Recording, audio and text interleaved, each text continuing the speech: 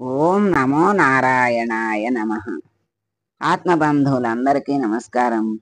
శ్రీమద్ ఆంధ్ర భాగవతం 62వ భాగం మనం వచ్చాము.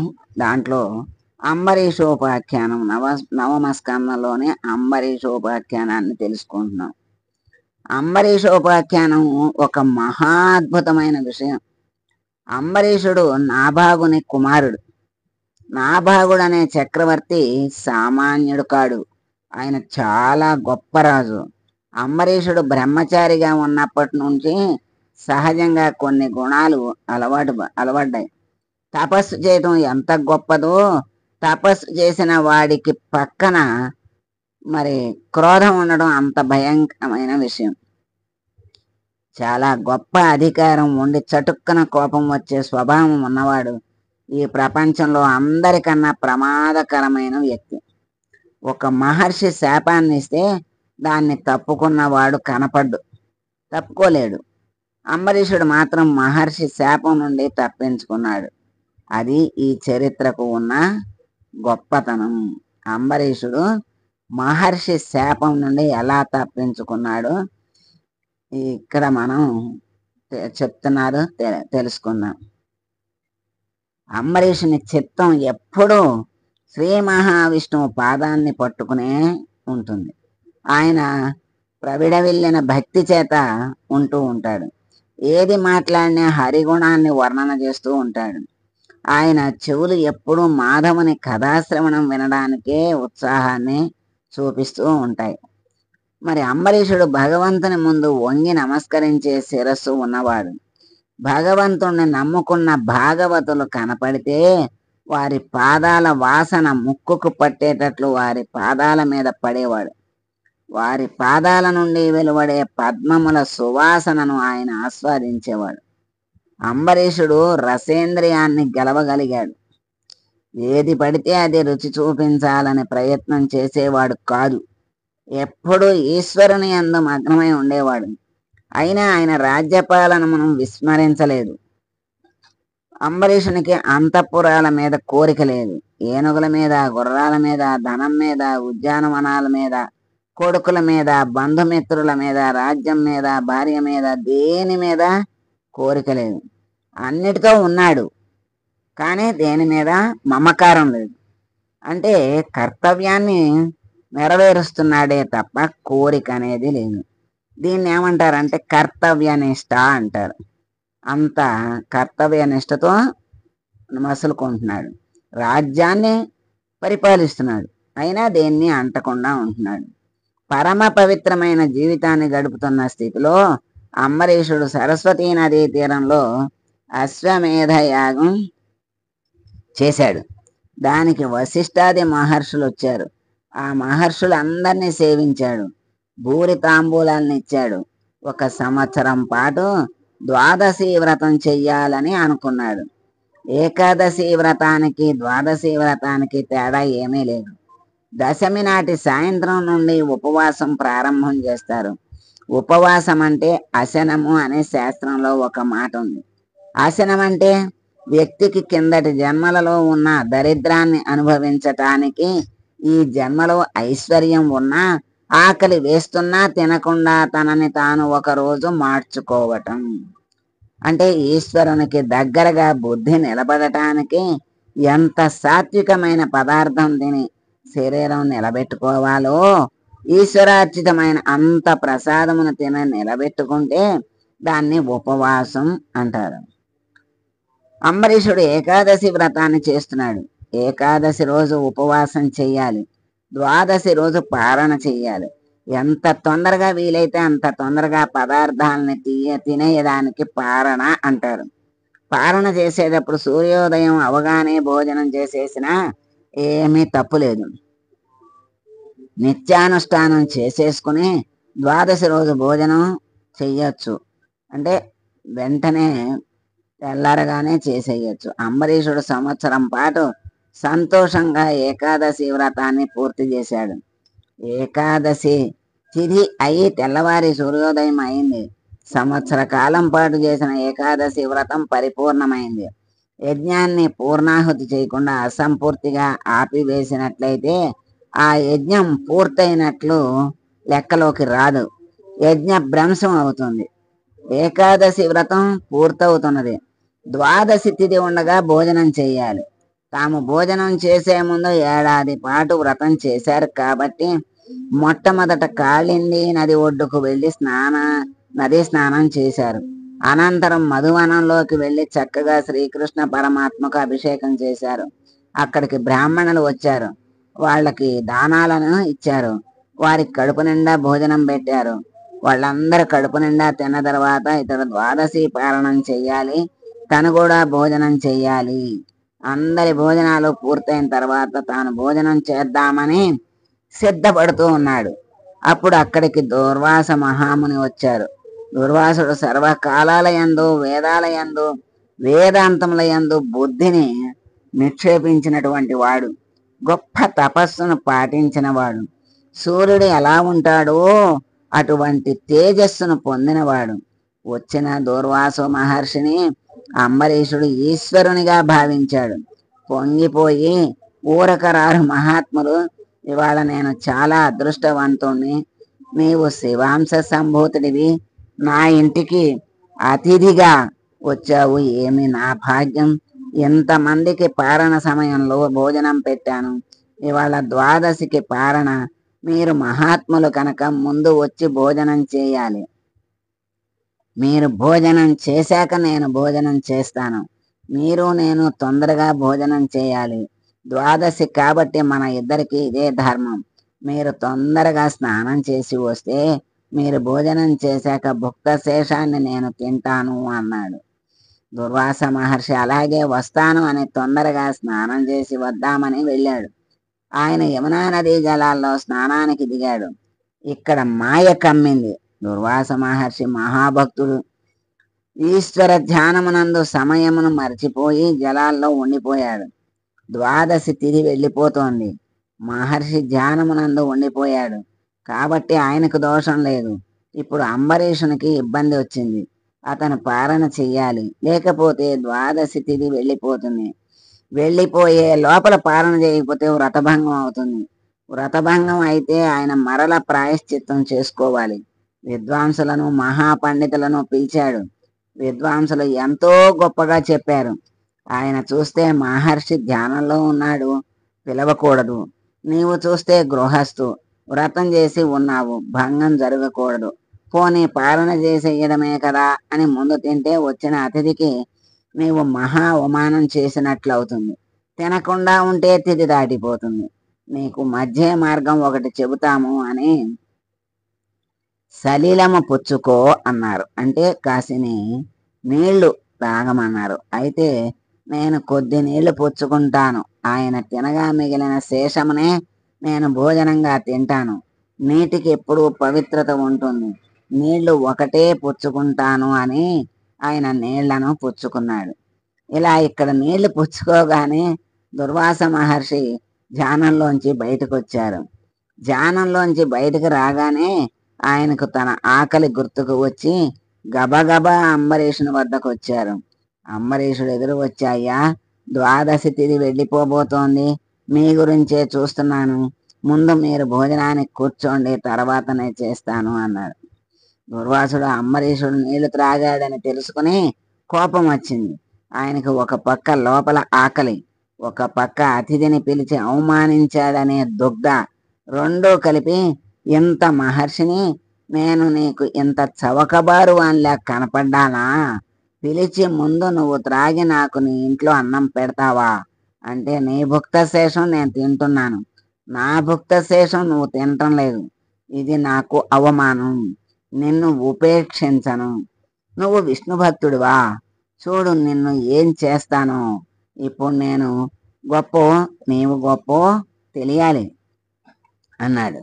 కోపంతో చేతిలోకి నీళ్లు తీసుకుని తన జటాజూటం నుండి జటనొక దాన్ని సమూలంగా పెరికి నేలకేసి కొట్టి భయంకరమైన ఒక కృత్యను సృష్టించాడు. కృత్య అనేది ఆయన దేనిని చెబితే దానితో ఆకలి తీర్చుకుంటుంది. తన కళ్ళ ముందు కృత్య అంబరీషుని తినేయాలని అనుకున్నాడు. హద్దులేని క్రోధానికి వెళ్ళిపోయాడు. ఇప్పుడు ఆ కృత్యను ప్రయోగించాడు. ఆ కృత్య చేతిలో భయంకరమైన శూలం పట్టుకుని ఆకలితో ఎగురుతుంటే భూమి గోతులు పడింది. భయంకరమైన క్రోధంతో కృత్య అంబరీషుని మీద పడింది. దీనిని చూసి దుర్వాసుడు ఒక్కడే సంతోషిస్తున్నాడు. తాను బ్రాహ్మణుడై ఉండి అవతల వారి స్థితి గమనించకుండా నిష్కారణమైన కోపం పెంచేసుకున్నాడు. ఆ కోపానికి అందరూ బాధపడుతున్నారు. మరి అంబరీషుడు మాత్రం చిరునవ్వుతోనే ఉన్నాడు. శ్రీమన్నారాయణను ధ్యానం చేస్తున్నాడు. నాకు తెలిసి అపరాధం చేయలేదు, తెలియక చేసిన దోషం దోషం కాదు, నేను ధర్మం తప్పలేదు అని నమస్కారం చేస్తూ నిలబడిపోయాడు. ధర్మాధర్మాలకు ఫలితాన్ని ఇవ్వగలవాడు కదలాలి. ధర్మం అంబరీషుని యందు ఉన్నది. సుదర్శనం కదిలి కృత్య మీదకి వెళ్ళింది. కృత్య కాలిపోయింది. సుదర్శనం బ్రాహ్మణుడి వెంట పడింది. సుదర్శనానికి వెన్నిచ్చి దుర్వాసుడు పరిగెత్తడం మొదలుపెట్టాడు. ఆయన ఆకలి కోపము అన్నీ మరిచిపోయి ప్రాణరక్షణలోకి వచ్చాడు. దుర్వాసుడు పరిగెత్తి పరిగెత్తి బ్రహ్మలోకానికి వెళ్ళాడు. బ్రహ్మగారు మిక్కిలి చతురతతో, మహర్షి, నీకు ఎంత కష్టం వచ్చింది? అంబరీషుడు జోలికి వెళ్ళావా? ఇప్పుడు నీవు విష్ణుమూర్తి పాదాలను ఆశ్రయించు. ఏ మహానుభావుడి కనుకొలుకులు ఎర్రబడితే నా బ్రహ్మస్థానం ఊడిపోయి సత్యలోకం ఆగిపోతుందో అటువంటి వాని జోలికి నేను వెళ్ళలేను. ఆ చక్రాన్ని నేను ఆపలేను అన్నారు. దూర్వాసుడు కైలాసానికి పరిగెత్తాడు. దూర్వాసుడు పరమశివుని అంశ. మహాదేవా, నీకన్నా గొప్పవాడెవరున్నాడు? నన్ను కాపాడవలసింది అన్నాడు. పరమశివుడు, నాకు దక్షునికి ఇంద్రునికి ఉపేంద్రునికి బ్రహ్మగారికి అర్థం కానిది ఏదైనా ఉన్నదంటే అది ఒక విష్ణుమాయ ఒక్కటే. ఆయన సుదర్శనాన్ని నేను ఆపలేను. వైకుంఠానికి వెళ్ళి విష్ణువు కాళ్ళ మీద పడి ప్రార్థించు అని అన్నాడు. దూర్వాసుడు వైకుంఠానికి వెళ్ళాడు. శ్రీ మహావిష్ణువు లక్ష్మీదేవితో చక్కగా సభ తీర్చి ఉన్నాడు. దుర్వాసుడు వెళుతూనే శ్రీమన్నారాయణ స్తోత్రం చేస్తూ ఆయన పాదాల మీద పడిపోయి ఆయన రెండు కాళ్ళను తన రెండు చేతులతో గట్టిగా పట్టుకుని పాదాల మీద శిరస్సు పెట్టి లేవటం మానేసి అలా ఉండిపోయాడు. ఆయన, ఏమిటి ఇలా పడిపోయావు, ఏమైంది, లేవవలసింది అన్నాడు. ఆయనకి తెలియదా? అన్నీ తెలుసు. సుదర్శనాన్ని పెట్టినవాడు ఆయనే కదా. ఏమీ తెలియని వాళ్ళ మాట్లాడుతున్నాడు. దుర్వాసుడు జరిగింది చెప్పి తనను రక్షించమని కోరాడు. ఆయన, నాకు ఒక బలహీనత ఉంది. తీగలన్నీ పీకి తాడు చేసి పెద్ద ఏనుగును కట్టేసినట్లు నన్ను ఇలా నిలబెట్టేసి తాళ్లతో కట్టి లక్ష్మీదేవి ఉన్నదని కూడా చూడకుండా నన్ను ఎత్తుకుపోగలిగిన వాళ్ళు కొంతమంది ఉన్నారు. వాళ్ళు నా మహాభక్తులు. వాళ్ళు నన్నే తలుచుకుంటూ ఉంటారు. అలా పట్టుకు వెళ్ళిపోయిన వాళ్లలో అంబరీషుడు ఒకడు. నేనే కావాలి అని తాపత్రయపడేవాడి వెంట రక్షించుకోవటానికి నేను ఎలా ఉంటానో తెలుసా? కోడెదూడ తెలియక ఏ ఏట్లో మూతి పెడుతుందోనని దాని వెనక ఆవు పరిగెత్తినట్లు నేను దాన్ని రక్షించుకుంటూ ఆ భక్తుని వెంట పరిగెడుతుంటాను. నీ వెనుక వస్తున్న నా సుదర్శన చక్రం అంబరీషుడిని రక్షిస్తోంది. వాడు బ్రాహ్మణుడా, తపస్సు చేశాడా, రాజా, కేవలం వ్రతం చేశాడా, ఇవన్నీ నేను చూడను. పరమభక్తితో ఉన్నవాడికి నేను వసుడనయ్యి ఉంటాను. అన్నిటితో ఉండి అన్నిటిని విడిచి నన్ను పట్టుకున్నటువంటి వాడిని నేను పట్టుకుంటాను. అది నా లక్షణం అన్నాడు. నీవు వాని పట్ల చేసిన తప్పు నేను క్షమించలేను. అంబరీషుడు సాధువు. ఈ శరణాగతి ఏదో అంబరీషుడి దగ్గరికి వెళ్ళి ఆయన కాళ్ళు పట్టుకో అనగానే పరుగు పరుగున అంబరీషుని వద్దకు వెళ్ళాడు. దుర్వాస మహర్షి భోజనం చేయలేదని తాను అప్పటికీ భోజనం చేయకుండా కూర్చున్నాడు. అది ఆయన ధర్మం. అంబరీషుని పాదాలు పట్టుకుని, మహానుభావ, ఈ సుదర్శన చక్రధారల నుండి నీవే నన్ను రక్షించాలి అన్నాడు. మహాత్ముడు తన వలన క్రోధాన్ని పొంది అన్ని కష్టాలు పడి తన కాళ్ళు పట్టుకున్నందుకు అంబరీషుడు సిగ్గుపడి వెంటనే లేచి సుదర్శన చక్రాన్ని ప్రార్థన చేశాడు. ఈ ప్రార్థనను వింటే మనలను తరుముకు వస్తున్న దురితాల నుండి మనం కాపాడబడతాం.